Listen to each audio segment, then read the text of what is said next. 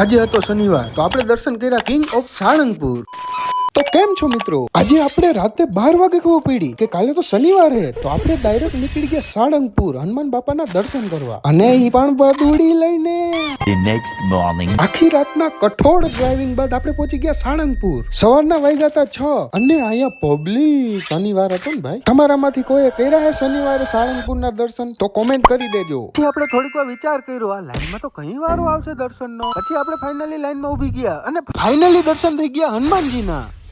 टेढ़ा ये सामान क्यों है, आफत में जान क्यों है, मच रहा बवाल. પછી આપણે હનુમાન બાપાની મોટી મૂર્તિના દર્શન કર્યા અને અહીંયા લખેલું હતું કિંગ ઓફ સાળંગપુર. આપણે ટ્રાય કર્યા સાળંગપુરના પૌવા બટેકા અને એનો સ્વાદ ઓહ. નાસ્તો કરીને આપણે થઈ ગયા 10 વાગે તો રિટર્ન.